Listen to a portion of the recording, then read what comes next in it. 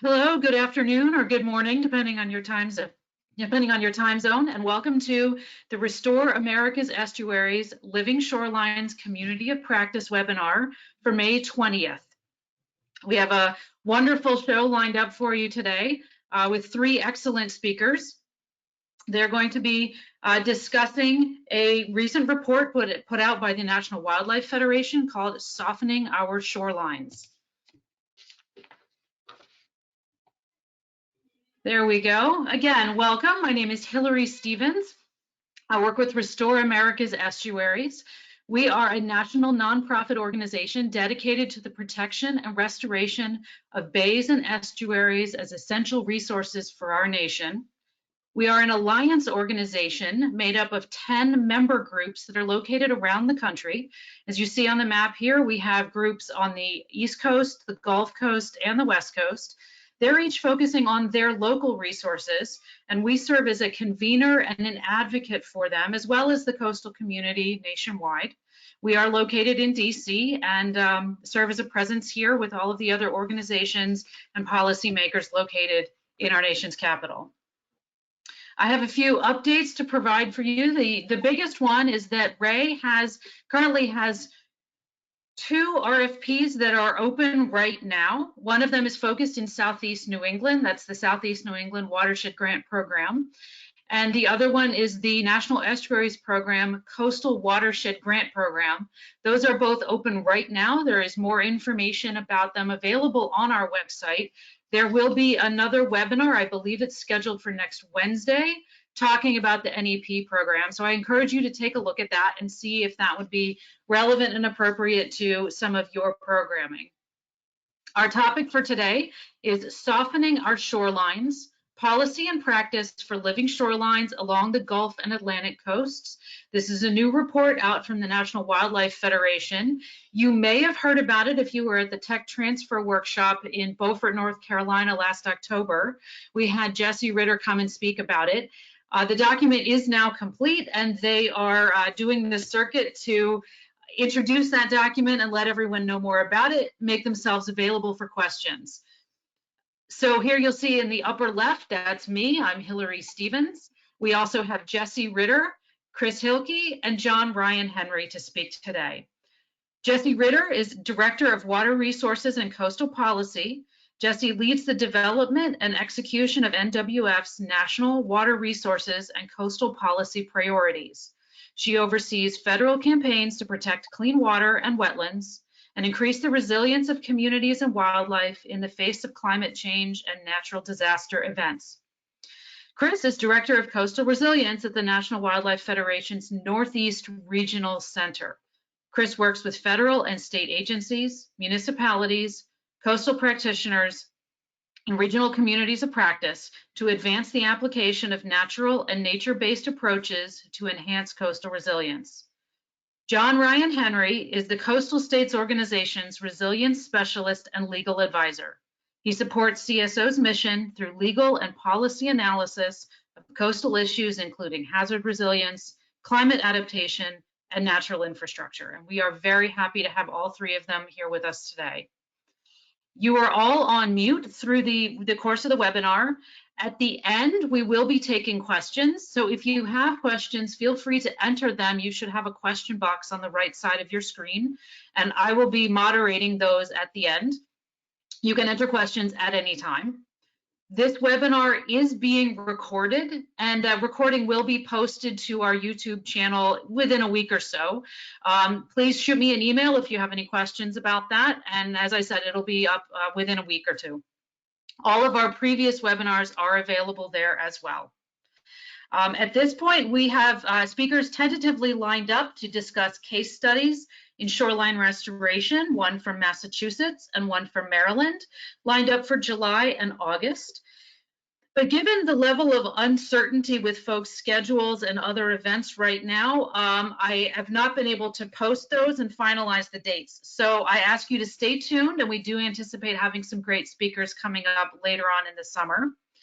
However, having said that, we are always looking for speakers and topics. So please feel free to shoot me an email if there is someone you would really like to hear from, or If you have a project or a case study that you would like to speak about, again, please shoot me an email and I'd be happy to talk with you about it. Without further ado, I'm going to hand this over and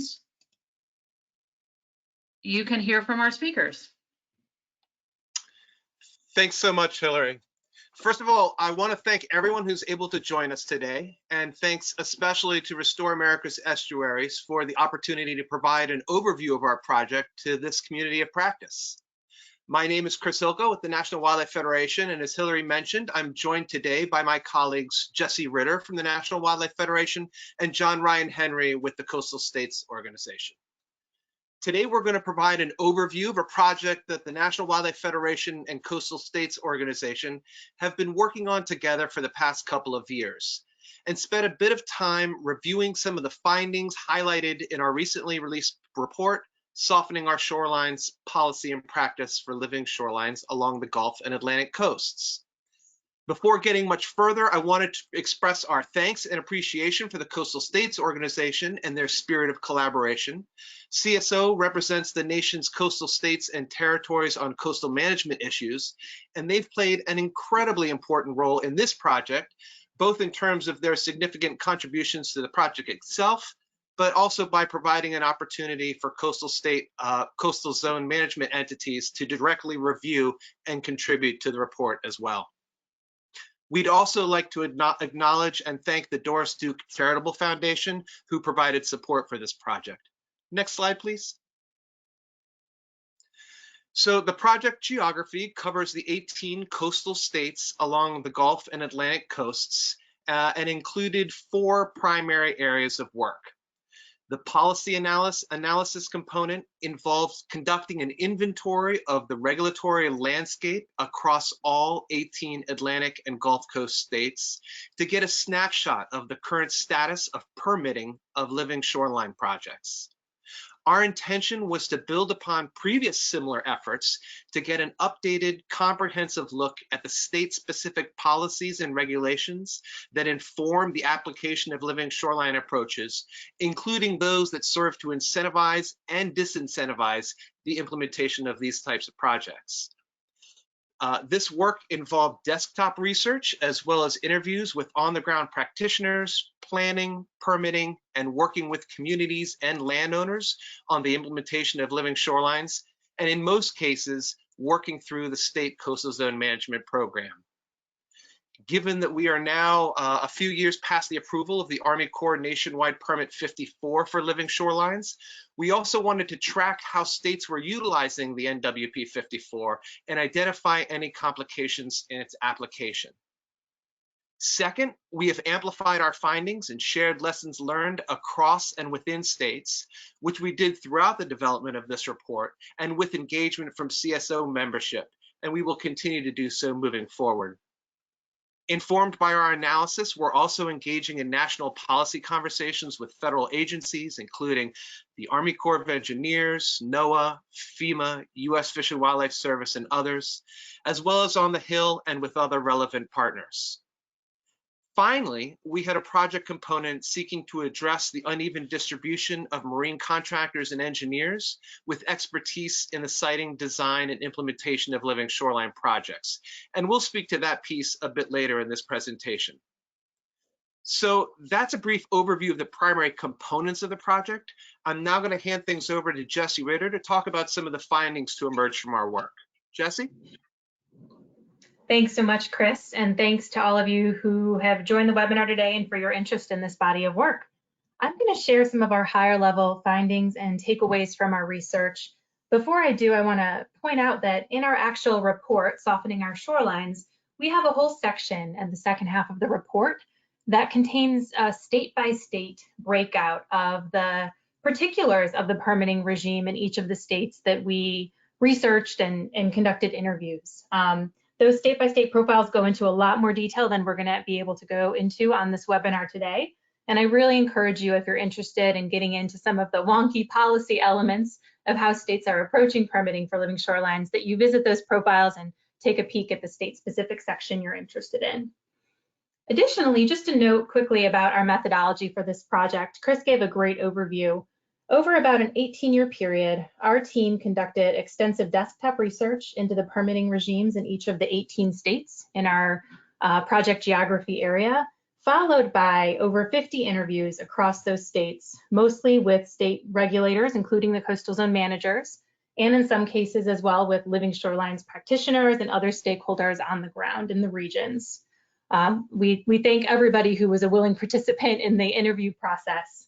We also held a number of focus groups over the course of the project to collect information and insight from folks at relevant conferences, coastal zone manager gatherings, etc. And all of that information helped to inform this report as well.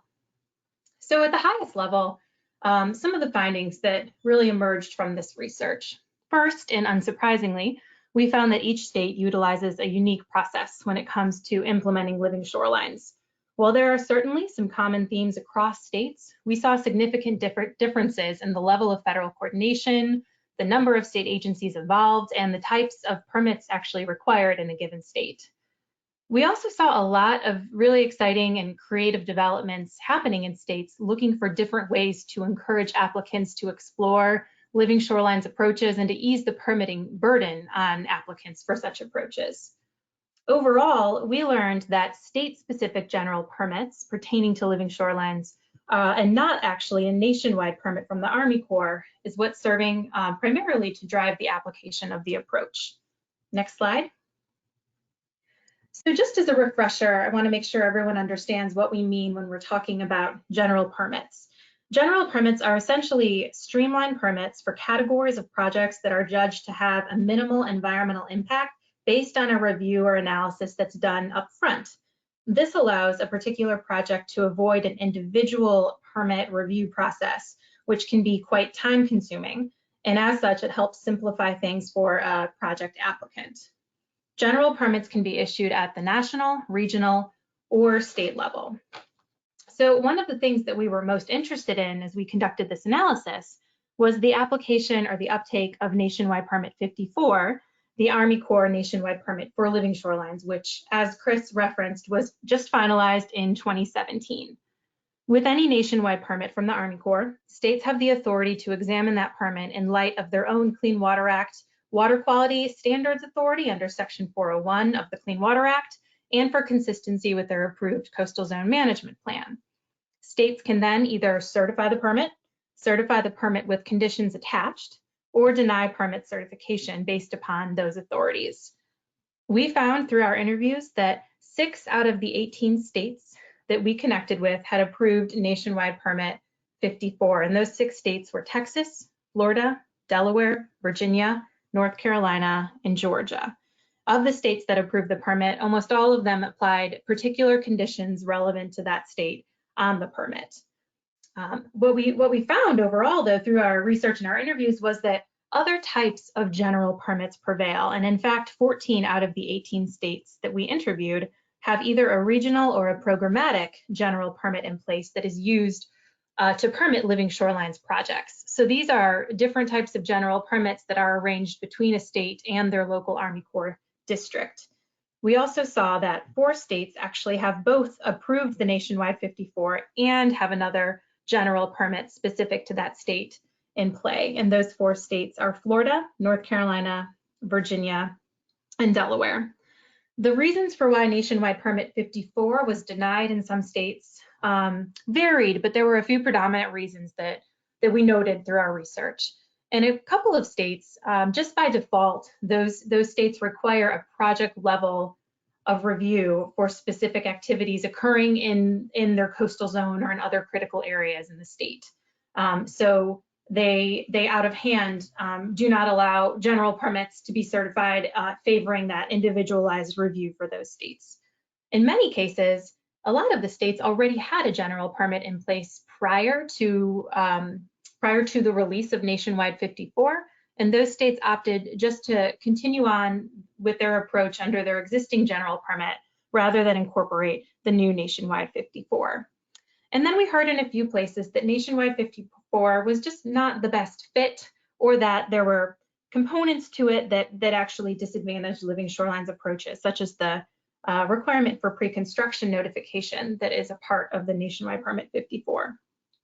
I do want to be clear that through our analysis, we did conclude, and after talking to all of these folks, that despite the fact that only 6 out of the 18 states actually have certified nationwide 54, there seemed to be general agreement that it has been a very important and helpful permit for giving guidelines to Army Corps districts that previously had no guidelines for living shorelines, and for providing a baseline off of which states and regions can build.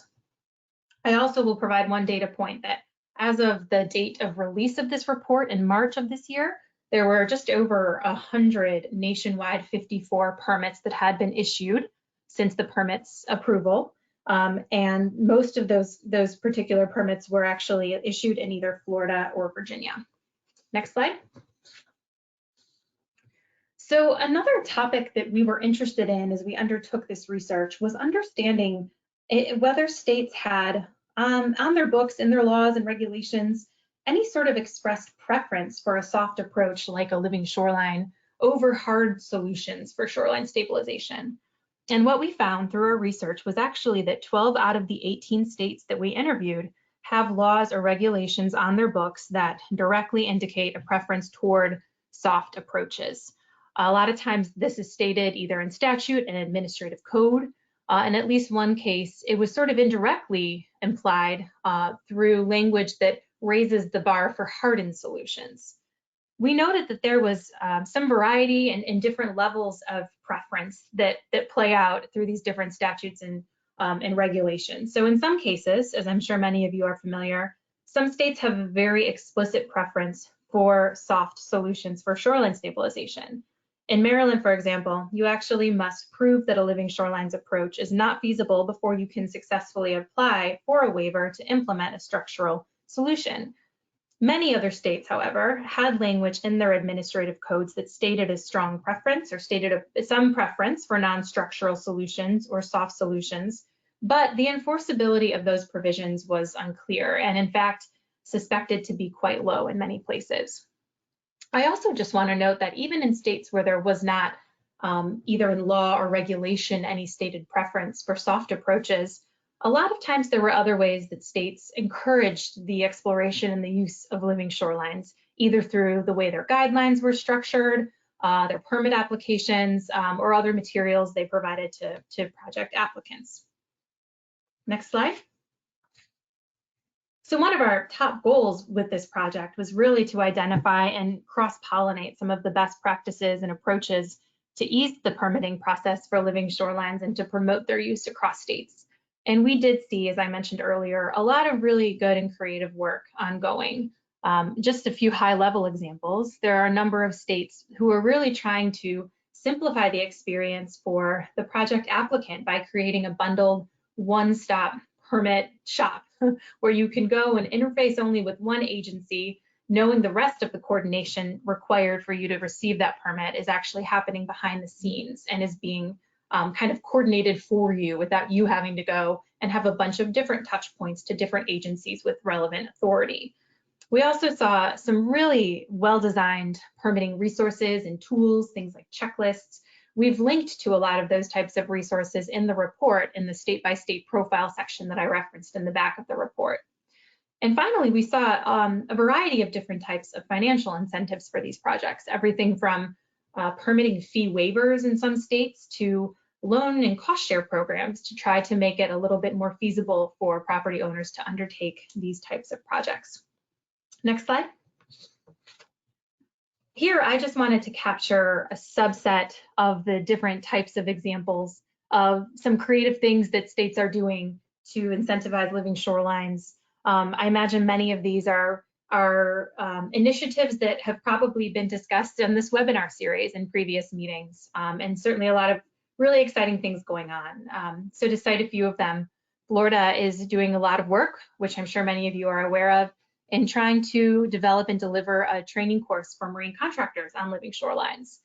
North Carolina, over the past several years, has convened a very collaborative stakeholder process involving all of the state and federal agencies with possible jurisdiction over living shorelines, as well as other stakeholder groups, to establish a common understanding of living shorelines criteria so that they could amend their general permit and allow for these projects to be approved hopefully in a matter of days on the ground in North Carolina, which was a really exciting development there.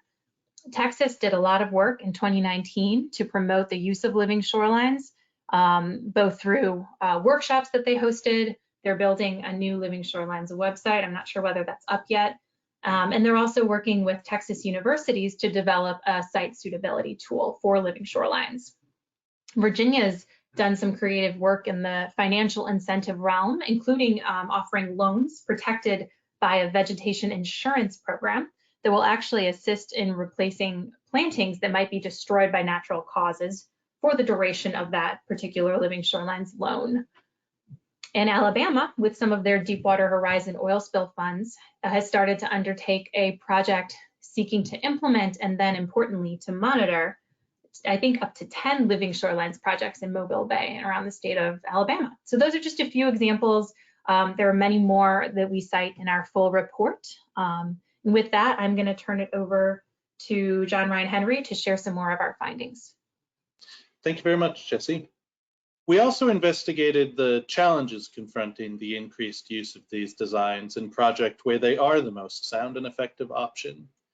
Key among these challenges was the question of parity in the permitting process, talking about the difference in time, cost, and certainty in obtaining the necessary state and federal permits for a living shorelines project versus a hardened solution on that same property. Some of the differences between those two designs included requiring more detailed design documents, more extensive professional services like an engineer's stamp or a survey, requiring different or additional permits, or also just that the review time for the same permit could take a longer time. What were the causes of this? In many states, the statutory scheme was designed with hardened approaches in mind, which can make either regulatory changes to include living shorelines or working within the existing permitting process more challenging. There's also the reality that these designs are still new to certain states or regions within states, and more uncertainty or unfamiliarity means longer review versus a by-the-book riprap or seawall design. In some states, we saw there's less guidance for how these projects make their way through the permitting process. Only 7 of the 18 states that we looked at in the Atlantic and Gulf of Mexico regions had an official definition for what a living shoreline is and what kind of projects are permissible under that heading. This means that often permitters had less familiarity with projects, designs, or questions about the appropriate design standards to apply when ensuring that a proposed project will meet statutory requirements for performance and for environmental impact. In cases where project design implicates changing open water to wetland or fill, we saw increased complication in the permitting process from Endangered Species Act's Section 7 consultations, as well as public trust land issues that pull in more agencies with consultation or approval obligations. And that can compound the issue when you bring in more staff from more agencies that are unfamiliar with these designs. Beyond simply the permit review process realm, states are confronting other policy challenges. Key among them is a lack of contractor capacity, interest, and buy-in, which really comes down in some regions to a lack of familiarity with these techniques. Marine contractors that aren't familiar with the options that are available or aren't comfortable with their performance, or don't have access to training or skill development, or the demonstration sites where a contractor can see firsthand how these projects develop over time and what techniques are most successful. We also heard about bottlenecks in the development of material supply lines, for instance, difficulty getting access to oyster shells used in construction. Another issue is public awareness. It can be difficult to build awareness with property owners and land managers, and many cited in particular the challenge of not being able to give a straightforward cost comparison versus a per foot of riprap on the same property. Many states that are confronting that particular challenge are really relying on the marine contractors that sit down at a landowner's kitchen table and walk through the options that are available to deal with the erosion property on their land, as the key point of contact for building this awareness. So in many cases, outreach to marine contractors and outreach to landowners and managers go hand in hand. Another issue was the availability of demonstration projects and using those projects to develop design standards. Regulators need those design standards to be able to approve projects, and contractors need those standards to be comfortable offering those as an effective option and to have constraints on liability exposure. This is especially challenging because living shorelines designs are so site responsive and ecologically specific that some of the great work that's being done across the nation in developing design standards for one terrain or geography isn't necessarily extensible to other regions. So every state really has to go their own way in developing these. And of course, there is always the need for monitoring, not only the funding to implement monitoring protocols, but also making sure that that data is available and extensible across multiple projects. Coming out of the findings that Jesse and I discussed, we sought to use this report to share best practices through our state recommendations, where we connect to specific examples of what states have done to and been successful in incentivizing the sound use of these options. And in those recommendations, we tie back to some of the examples that Jesse mentioned earlier.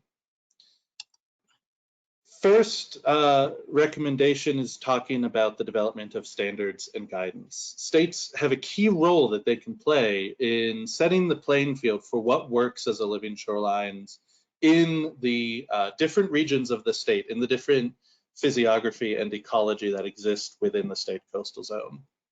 Not only through the permitting system, but also the policies and public outreach and training programs, states can set standards that professionals look to and follow to understand industry best practices and liability exposure. States are in a great role to play to perform as a convener of academia and practitioners, bringing folks together, identifying data gaps, and closing them.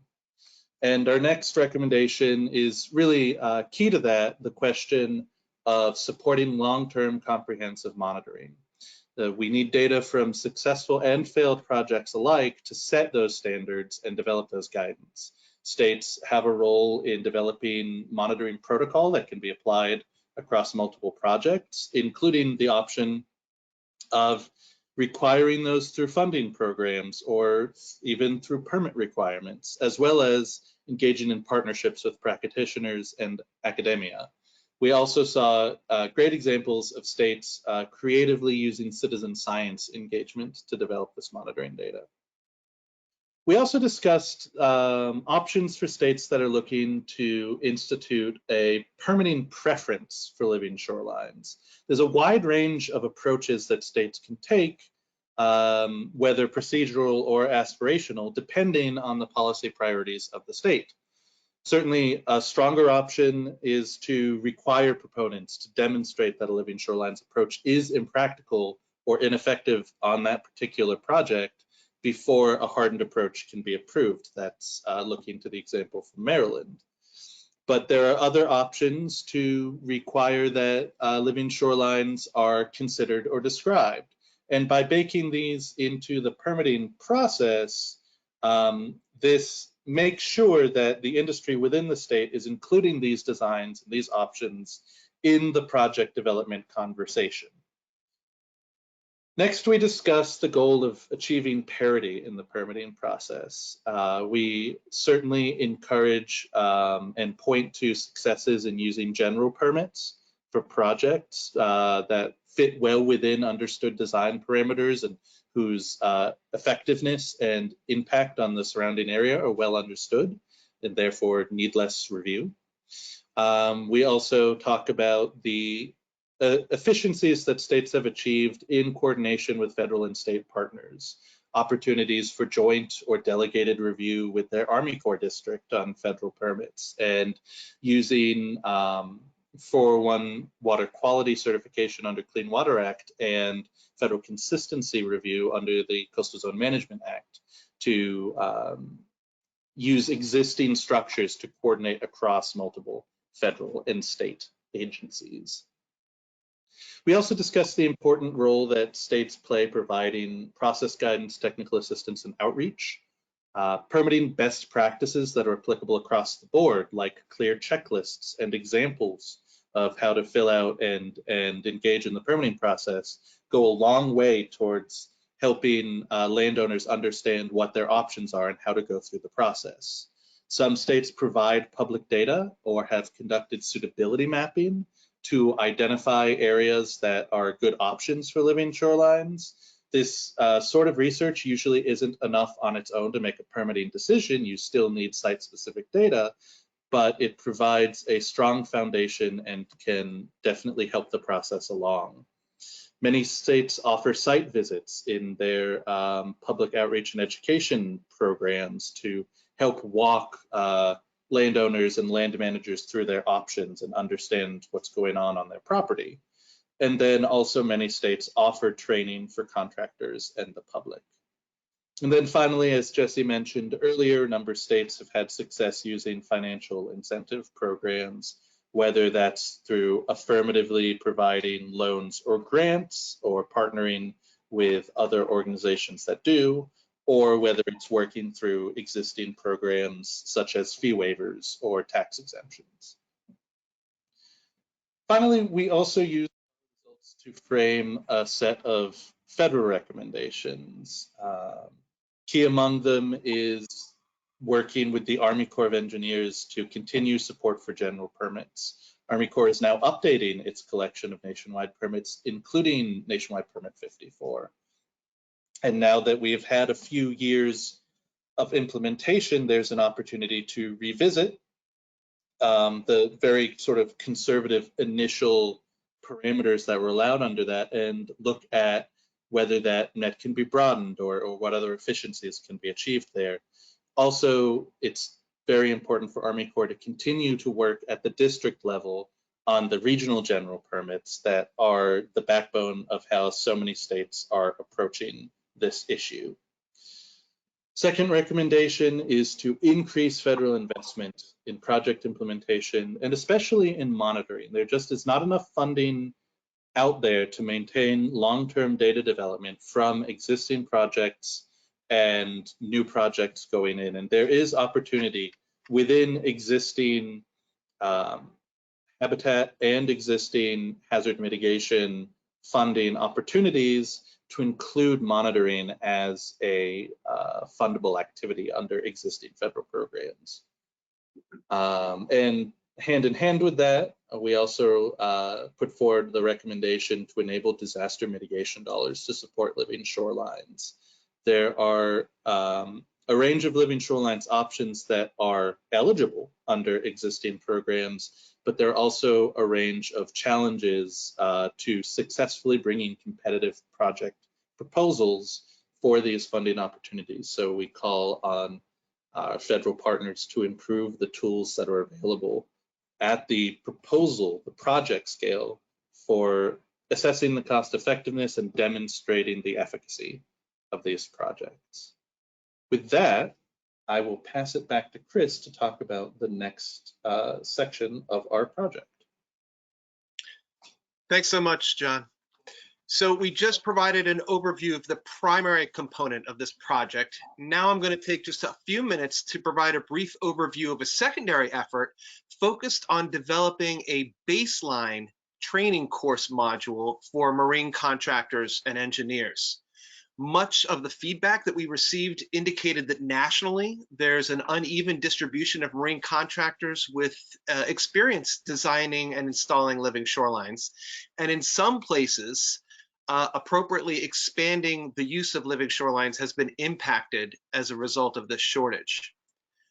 Our work during the second phase of this project was focusing on addressing this uneven distribution by developing a living shoreline training module specifically for marine contractors and providing that module to entities typically engaged in hosting trainings in target geographies where few trainings have occurred to date.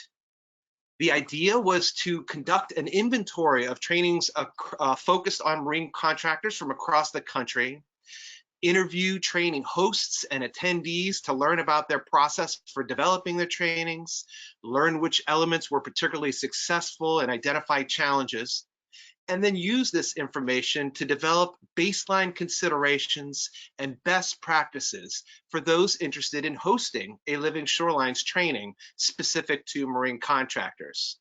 This baseline training module can then be supplemented and further tailored to the specific coastal conditions of that geography.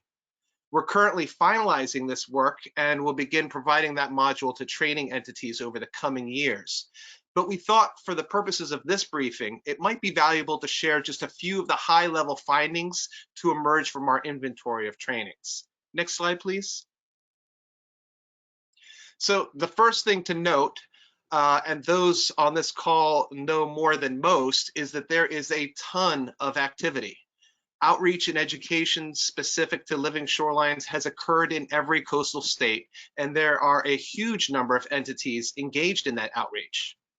A few of the more comprehensive trainings to highlight right off the bat are the Restore America's Estuaries Living Shorelines Academy and training courses developed by Virginia Institute for Marine Sciences Center for Coastal Resources Management, the North Carolina Coastal Federation, and most recently, as was mentioned earlier, the Florida Fish and Wildlife Conservation Commission. Most of the trainings are geographically specific. Few of them have national reach. Notable exceptions, again, include Ray's Living Shoreline Academy, as well as trainings hosted by federal agencies like NOAA and EPA. Another point to mention is that the majority of trainings we looked at target multiple audiences, which tends to directly inform the breadth of content covered during that training. As a result of mixed target audiences, many of the trainings that we looked at focused primarily on the fundamentals of living shorelines.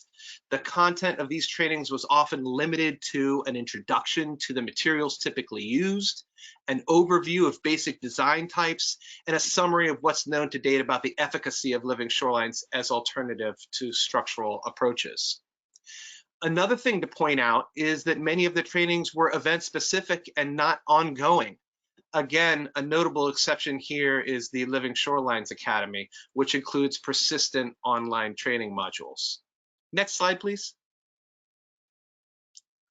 So looking across all of the trainings conducted within the last few years, a very small subset of them are focused solely on marine contractors.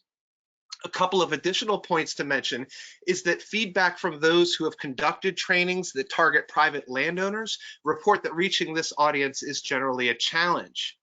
That feedback also suggests that the broader the target geography covered by the training, the fewer number of private landowners attend the trainings, while the more local the focus of the training, the greater the likelihood of private landowner attending.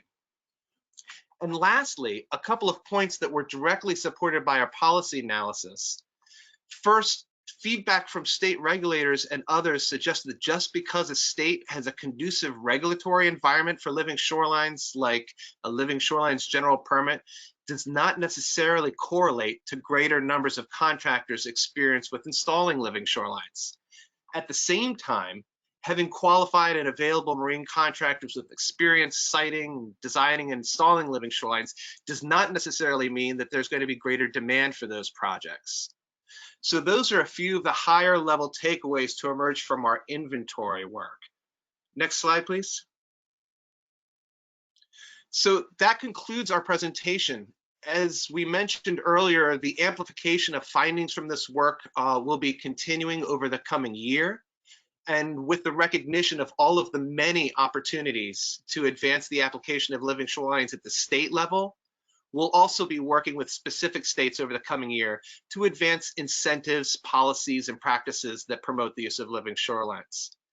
We are very grateful to have had the time to share this work with you today, and we're eager to answer any questions with the time remaining. Jesse and John, did I miss anything? No, I think that's Look forward to answering questions. All right, thank you all. This is a ton of information and we've got the questions rolling in. So I'll start off with a comment. Someone writes in, Captain Al writes in and says, In New Jersey, we have a 10-year regional Army Corps of Engineers Living Shorelines permit to improve habitat quality in Delaware Bay. And we are working concurrently with the state to have a comparable regional blanket permit and should have that approved by the fall. That is good news. Let's see, next question. Can you list some programs that have been completed or are being done? And what are the results of the programs? I see a lot of talk and guidance, but very little implementation and measurable water quality improvements. In Florida, we have increasing fish kills, loss of oyster and shoreline erosion. There are minimal active programs and poor regulation to protect living shorelines. Okay, there's a couple of questions in there, but the biggest one I see is you sort of addressed the issue about monitoring and evidence of water quality improvements. So I guess, Jesse, do you want to take a stab at that one? I'm happy to take a stab and invite my colleagues to chime in too. I don't think that water quality improvements is something we examine super closely in relation to this project. Certainly, we spoke with states who were evaluating living shorelines permits with an eye toward their authorities under water quality certification section 401 of the Clean Water Act. So states certainly are accounting for their own standards and their authority when they're thinking about whether or not to use something like a nationwide 54 general permit for living shorelines. I think certainly we see the shorelines have water quality improvement co-benefits. So in a general sense, I would say that, you know, the more we can incentivize and ease the path for these types of projects to get in the ground, the more likely we're able to start seeing some of those ancillary co-benefits for habitats, including improvements in water quality. Chris or John, do you have anything to add to that? No, this is Chris. Go ahead, John. Okay.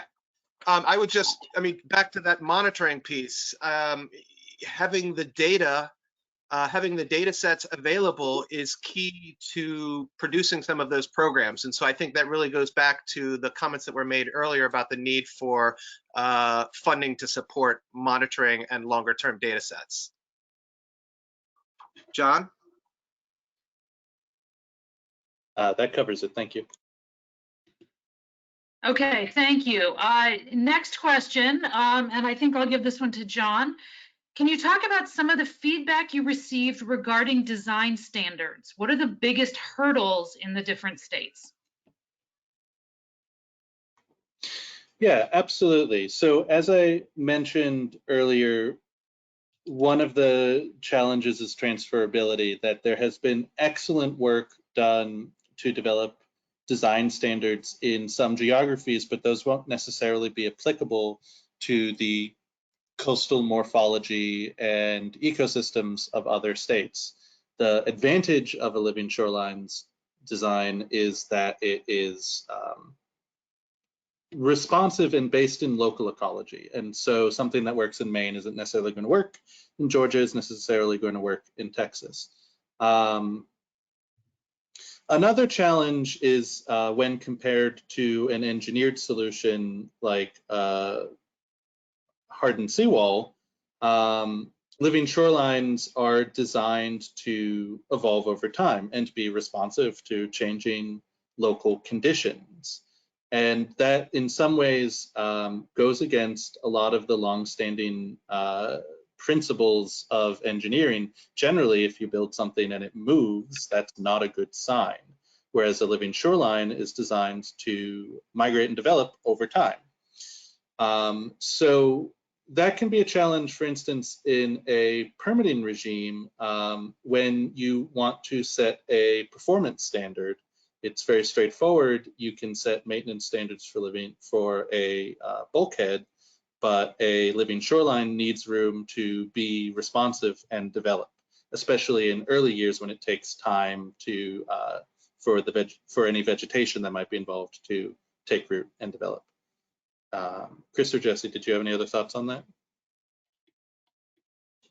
I would add, this is Jesse, I would add that, you know, I think another problem we saw is there's sort of a chicken and egg problem with design standards, and that You need design standards in order to have a system where the public, feels comfortable, contractors feel comfortable, and regulators feel comfortable in implementing more of these projects. But in order to develop and test design standards, you need projects to monitor. And so I think that's really where the ideas of, kind of some federal grant money to get more and more of these types of approaches in the ground, so that we have more examples to learn from and to draw from as we try to develop, place-based design standards. I think that's a really important piece in solving some of those, kind of chicken and egg problems. Great, thank you. Next question. Do you plan to develop similar recommendations for groups of states in other regions? So I think this is asking about the West Coast and probably also the Great Lakes. Jesse, I'll throw that one to you. Sure, and Chris may want to chime in here too. At this time, we don't have any immediate plans to expand the analysis portion of this project to the West Coast or Great Lakes, though I think we'd love to try to do that.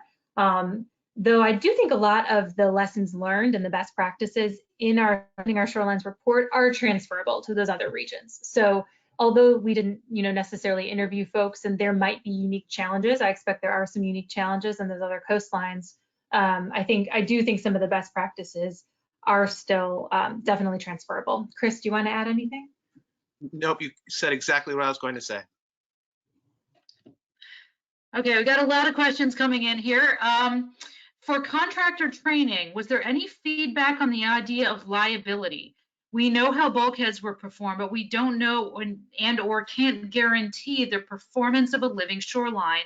And how might the training address this concern? Chris, do you want to jump on that one? Sure thing. Yeah, so this goes back to the previous question as well about design standards. The issue of liability has come up over and over. And I think part of it is perhaps making a distinction between standards and guidance.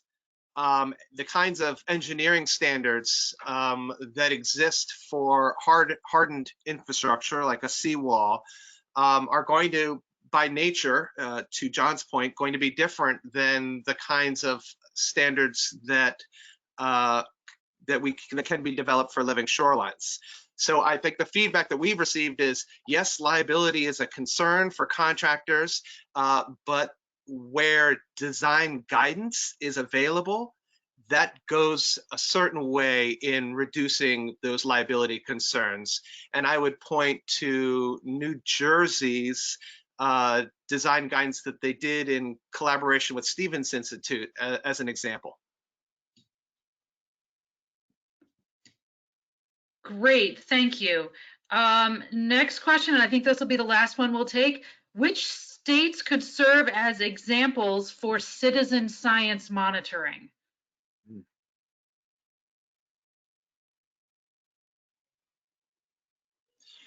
John, I'll give you that one.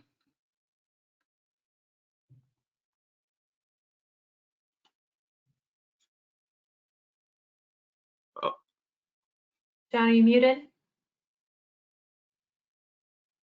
Sorry about that. I am muted. I don't think I can comprehensively list all of the good examples. I know that Alabama is undertaking a comprehensive monitoring program, working with landowners to train on different measurement tools that they can, equipment that they can keep in the backyard and report in on when there's a storm event.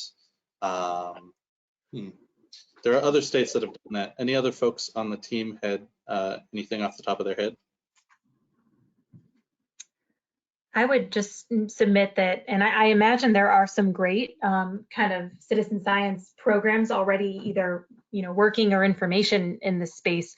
But I would imagine that some of the best opportunities are likely to be in the states where there's more of these projects in the ground.